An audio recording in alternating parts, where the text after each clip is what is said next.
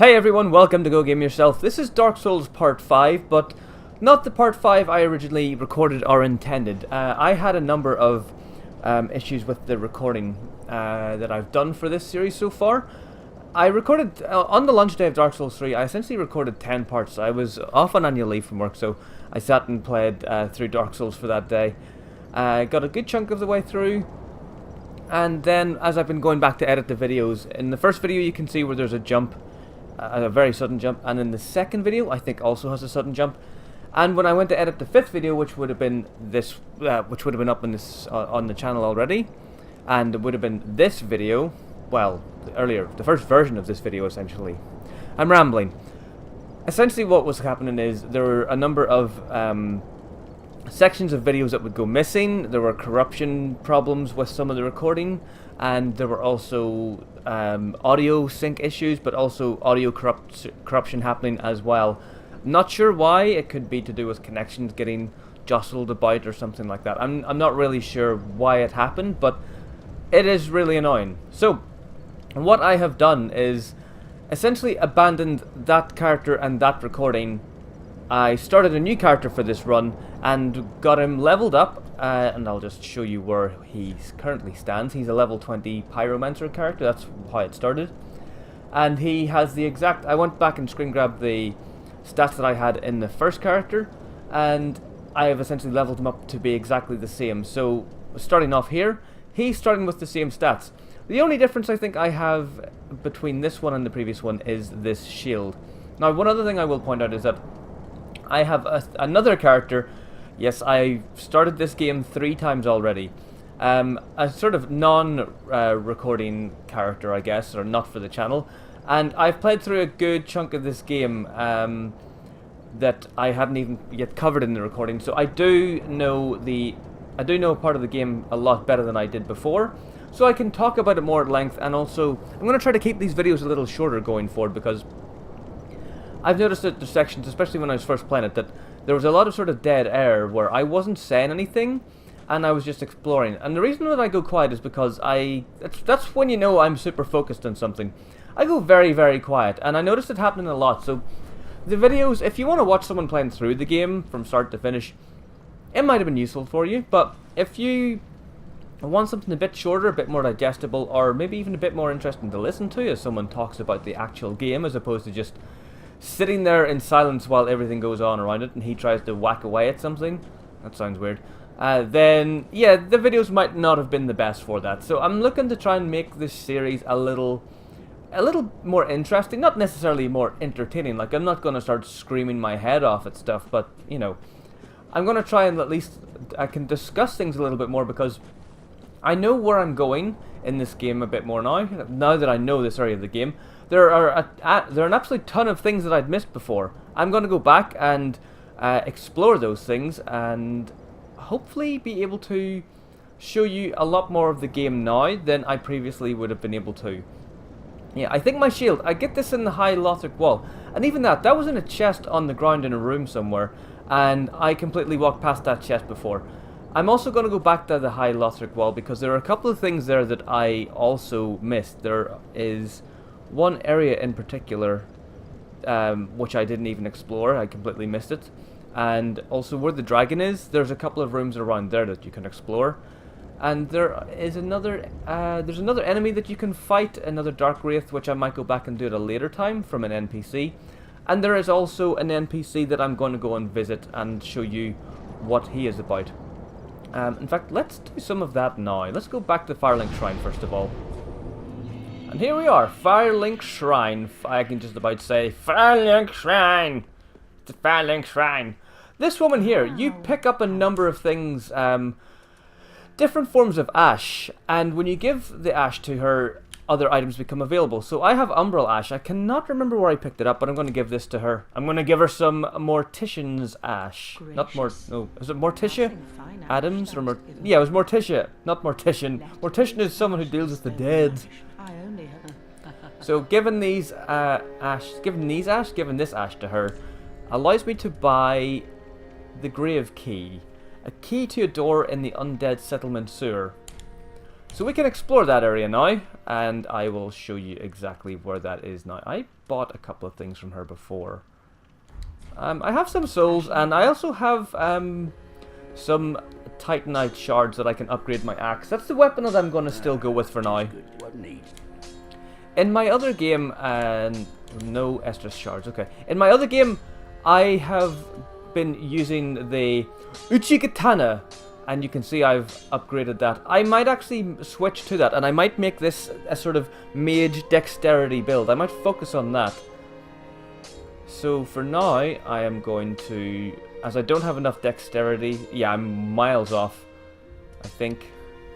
I'm going to upgrade my axe another level because I am using that. That's my primary weapon right now. Not going to buy anything off this guy just yet. There are a couple of NPC characters which I have rescued. Well, not rescued. Well, I know I rescued this guy from a cell. So let's talk to him because he gave us a ring to give to someone else.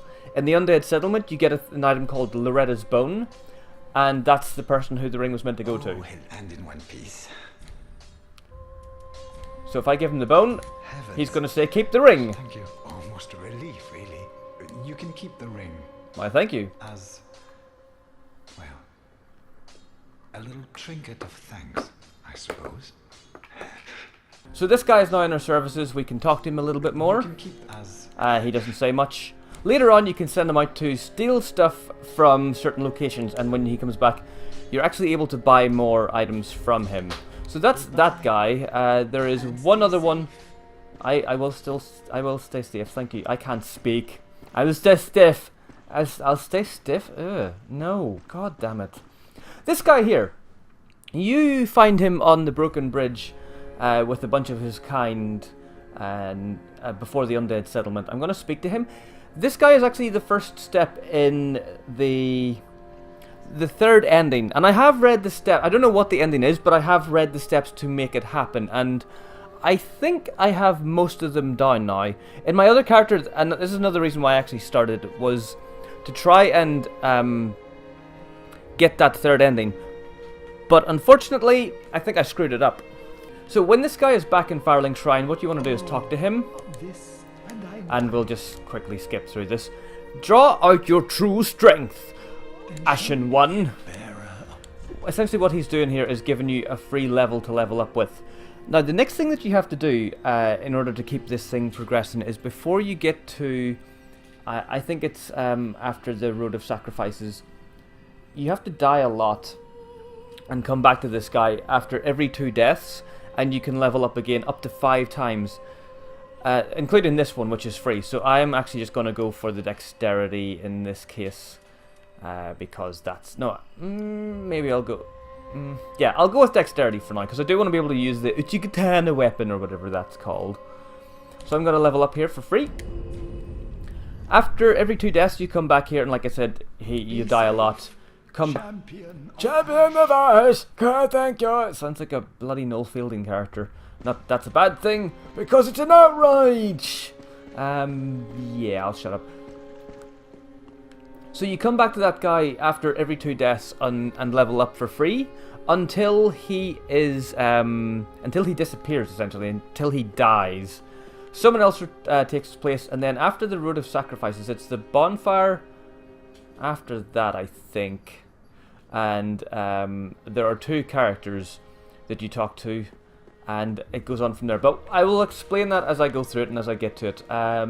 You also, I think, want to exhaust all of the dialogue options with everyone in here, in the Firelink Shrine. So, one other little thing. This guy here, I completely missed this guy the first time round.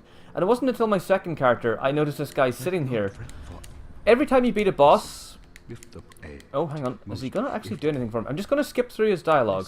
Oh no, you have to give him an item. And what he's essentially able to do is turn boss souls into weapons, just like in every other Dark Souls game.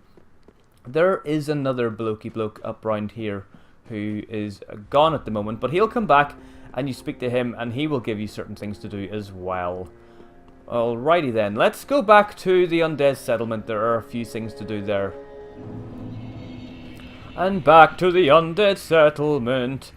Right. Now, I have opened that gate before. It's a shortcut, but you open it from the other side. I'm going to show you a couple of other things before I do that. On the way there, essentially, I'm going to go and visit another area that I have to... There's an NPC that you have to get in this area that I, again, missed on my first character, my first sort of play through these areas of the game. So all of this noise here, I'm just going to blast my way through it by rolling! Keep rolling, rolling, rolling, rolling, blah! Oh, limpy biscuits. Oh no! No! God damn it, no. I think I might die here. I'm gonna die here, I think.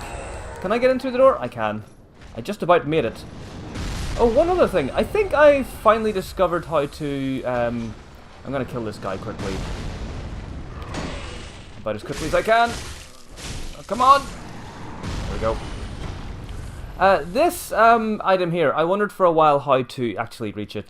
And I think all you have to do is just run and jump, and it really is as simple as that. And you get a great scythe, and you can dress up like the Grim Reaper later on and go about the place and point at people and go, "Oh, it's your time to die." Another thing that I did in the original part 5 of this video series was take a left turn here and fight a boss. Do you see that bloody big weird looking tree thing? Not the overly massive one, but the one that's slightly lower down. And all those people seem to be worshipping it. That's the next boss. My first time playing it, I wasn't sure that I didn't actually think that I was powerful enough. Power is mine! To actually fight it and kill it. But it's got a kind of a weird, it's a kind of a strange fight. Because you have to hit it in the ball sack. Quite literally in the ball sacks. And once you do that, you do the tiniest amount of damage to it. And when I was fighting it, I was just thinking that, okay, maybe I'm beyond being able to fight this thing. Maybe I don't have to fight it yet. Maybe it's something that I come back to later on. Turns out that when you do enough damage to the little sacks, that they burst, and it takes a chunk of the boss's health, and then it goes to the next stage, and that kind of keeps happening. So I was actually right to go and fight it. I was in the right place to do so. I was there. It was happening, but I ended up beating it in another video, which I'm gonna fight it a little later in this series as well. Now, excuse me for a second. Every now and again, there might be a little jump in the video. That's essentially me getting my cat off the computer, because she is obsessed with going and sitting on computers. I never really thought that that was a big thing, but yes, cats love to sit on computers and scratch away at stuff. So that might be the result of a number. That might result in a number of little cuts here and there. Oh no! Like a cauldron to the head! A cauldron to your mother-loving head! Oh, I'm not gonna let this guy beat me. These guys are dangerous because when they get started on their attacks, it is very, very hard to stop them. Like, you can't interrupt them that much. I'm gonna die here if I'm not careful. Let's go again. Come on! Bring the pain, and I will bring my axe. Now, there is a good reason why I am back up in this area and have essentially pissed away several Estus flasks. I am going to go over this bridge. And again, this was another area that I completely just missed and overlooked. Come to this bridge here and do a little drop down. And it brings you to this secret path. And you pick up some rubbish. Nah, you don't. You get a Titanite shard. And this path will circle up around to the roofs of those houses. And you can see across there another area which we're going to go into pretty soon. So let's go in here where there is another bonfire. Bonfire lit. And I'm going to just get my Estus flasks back, because I'll probably need them. The section up ahead isn't that tricky or anything. It's just I want to make sure that I avoid any deaths. Now, are there any items? I cannot remember if there are any items on this roof. I don't think there are. I think you go up here because there's a blokey bloke in a cage that you have to set free. And in terms of a pyromancer build, he is going to be very, very useful. Let's kill these guys. Oh no. Before they kill me. And again, you can see how good against these normal early enemies this shield is. It is very, very good. It will just... you won't take any damage until your stamina is essentially depleted. So here's the guy here. He's a pyromancer. Aha. Unkindled, yes. Yes, I am. Welcome to my abode. It's not very nice. A crow in his cut. Okay, I'm just going to go through his dialogue quickly because I don't want to... Yeah, he's going to babble away about pyromancies and has to learn pyromancy. The pleasure is... Yes. So he's going to go back to Firelink Shrine, and we're going to go back and have a word in his ear and see... I like the fact that the weapon beside him there was an axe, because that's the pyromancer weapon. So if you didn't start as a pyromancer, you can get all the equipment that you need for it. Now I'm going to run back to the bonfire, I think, and I'm going to level up my... not level up, but upgrade my pyromancy ability. And I might end the video pretty soon, actually. Like I said, I do want to try and keep the videos a little shorter and more concise, and just run through some sections of the game. Other areas where I'll take my time, like there's a swamp area, and I think it might have lasted 3 or 4 parts, because what you have to do there is quite lengthy to begin with, but also the amount of time it takes to get through that bloody swamp, well, it's an age in a day, really, because swamps slow you down. They're slow to run in and walk about in, and they're not very nice. And no one likes swamps because the mud gets all over your trousers and all over in your shoes and up your socks. And no one likes swamps, and I don't like anything that is water related that I have to wade through.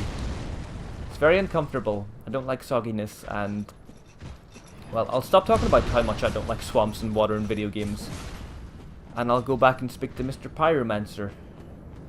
I'm a pyromancer, I can teach you flame stuff. Back at the Firelink Shrine. I'm gonna just drop off to the side here, I think. Is he down here? He sits like a porn star. Where is he? Oh no, he doesn't. It's someone else that might do that, where they're just kind of laying down somewhere. Oh, there. I wish to yes. Trusted Yes, pyromancies. Show me them. First thing I'm going to do is reinforce the pyromancy flame if I can. I can go up 1 level, I think. Yep. Which will make it a little bit stronger, which is good. Learn pyromancies. He has got the fireball, which I already have. He's got fire surge, which sounds really powerful. Emit a constant stream of fire. I've seen enemies use that later on in the game. I'm going to keep that. I'm going to buy that. And learn pyromancies. Okay, and purchase items. He has essentially the pyromancy clothes that you start with, so don't need any of that. Let's just exhaust his dialogue quickly. That looks like it. That looks like all he has to say. So if you find this video useful at all, thank you for watching. Thank you for understanding if you're sticking with the series as in terms of what has happened with this. I mean, having to start again and then kind of but put the rest of the recording onto the start of the series. It's not ideal, but at the same time, like I said, it does allow me to talk about things a lot better and in a lot more depth, and hopefully it'll be a bit more useful if you can stand the sound of my voice. In the next episode, I'm going to go back to the Undead Settlement and show you where that shortcut is, as well as explore the area where I use this key here, the grave key, I think it was called. Let me see. Yes, the grave key. The grave key. Wow, that was good. The grave key. I'll show you where that is, and I will explore that area because there's quite a few rooms to explore down there and quite a lot of items to pick up, including another one that I missed on another playthrough. So stay tuned for more Dark Souls 3. I've been Jordan, and this has been Go Game Yourself. As always, hit the like button if you've enjoyed the video, subscribe to the channel if you're enjoying the content, and stay tuned for more. I'll see you in the next video. Bye bye!